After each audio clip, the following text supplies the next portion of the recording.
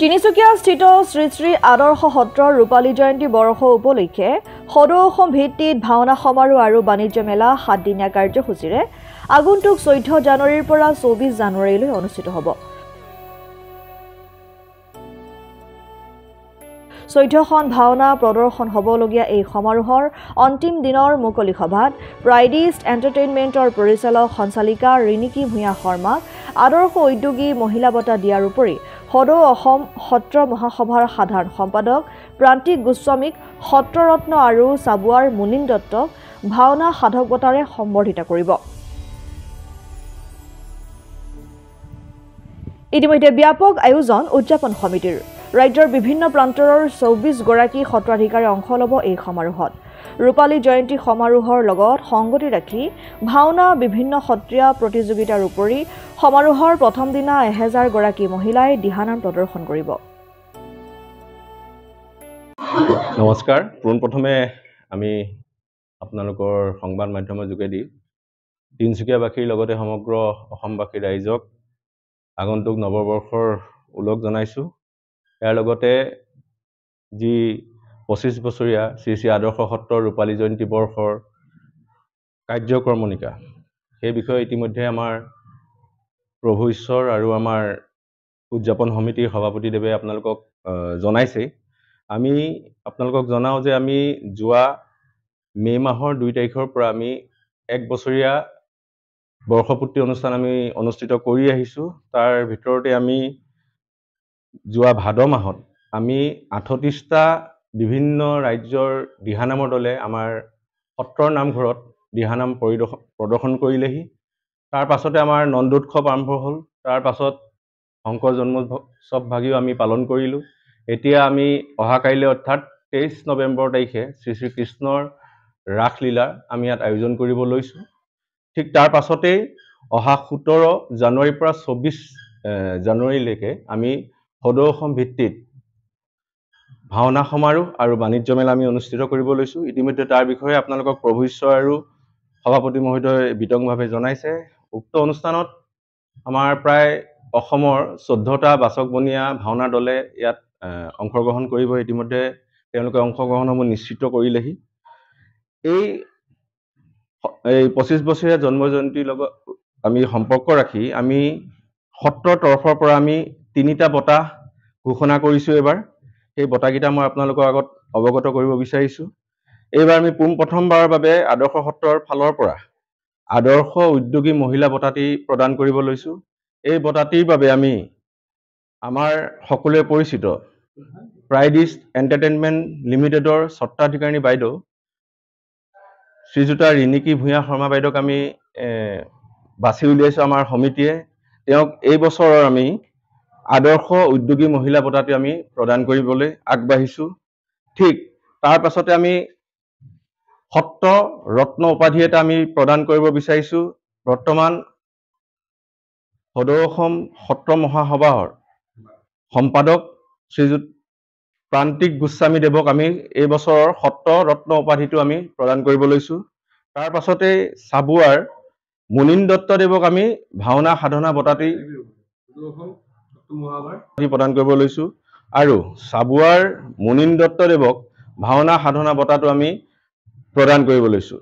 এই 3টা বঁটা আমি আমাৰ ভাওনা সমাৰোহৰ শেষৰ যিটো মুকলি অনুষ্ঠান মুকলি সভা সেই দিনাখনে অৰ্থাৎ 24 জানুৱাৰী 2025 তাৰিখে আমি আমাৰ ইয়াত অনুষ্ঠিত হ'বলগীয়া মুকলি সভাত আমি সেইকেইটা বঁটা আমি প্ৰদান কৰিম।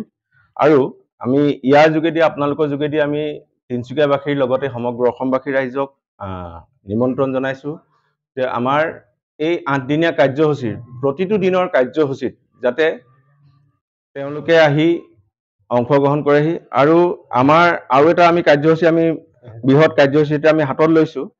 17 জানুৱাৰীৰ প্ৰথম দিনা দিনৰ 11টা বজাত আমাৰ এই সত্ৰৰ প্ৰাংগণত অৰ্থাৎ আমাৰ ভাওনা সমাৰোহস্থলীতে প্ৰায় 1000 গৰাকী মহিলাৰ দ্বাৰা এটা দিহানাম আমি সমূহীয়া দিহানাম পৰিৱেশন হ'ব। সেইটো এটা আমাৰ বৃহৎ অনুষ্ঠান আমি ল'বলৈ আগবাঢ়িছোঁ। আশা ৰাখিছোঁ প্ৰত্যেকটো অনুষ্ঠান আৰু প্ৰত্যেক দিনাৰ কাৰ্যসূচীৰে সমূহ তিনিচুকীয়াবাসীৰ লগতে সমূহ অসমবাসী আহি আমাক অনুষ্ঠানভাগ উপভোগ কৰি আমাক সহায় সহযোগ আগবঢ়াব বুলি আমি আপোনালোকৰ যোগেদি আশা ৰাখিলোঁ। ধন্যবাদ। নমস্কাৰ।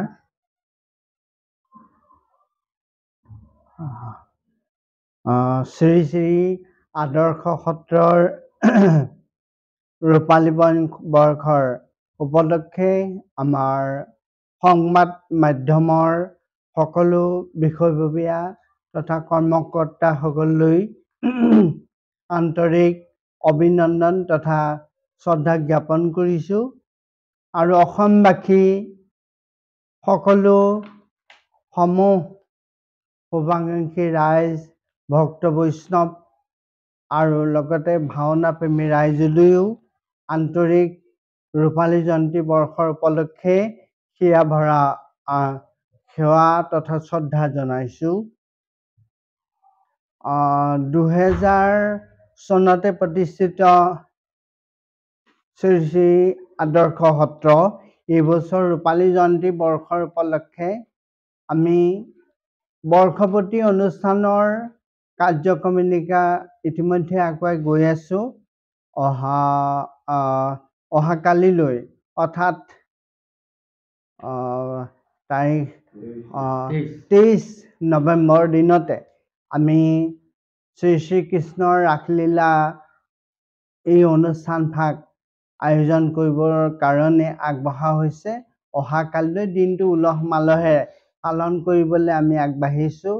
আৰু শ্ৰী শ্ৰী আদৰ্শ সত্ৰৰ পৰিচালনা সমিতিৰ লগতে উদযাপন সমিতি সমূহ বিষয়ববীয়া লগতে তিনিচুকীয়া বাকী ৰাইজৰ লগত সহযোগত এই অনুষ্ঠানতে আমি কৰাৰ প্ৰয়াস কৰাৰ লগতে সদৌ অসম ভাওনা সমাৰোহ এই অনুষ্ঠানভাগ আমি ৰূপালী জয়ন্তী বৰ্ষৰ উপলক্ষে অহা 17 জানুৱাৰীৰ পৰা 24 জানুৱাৰী আমি 7টা দিনৰ কাৰ্যসূচী হাতত লোৱা হৈছে আৰু এই ভাওনা সমাৰোহৰ 14খন ভাওনা ইয়াত আমি নাটৰ অংশগ্ৰহণ কৰা এটা প্ৰয়াস আমি কৰিছোঁ আৰু ৰূপালী জয়ন্তী বৰ্ষৰ উপলক্ষে অসমৰ উজনিৰ পৰা নামনিলৈকে বিশেষকৈ যোৰহাট গোলাঘাটলৈকে আমাৰ লখিমপুৰ এই অন্তৰ্গত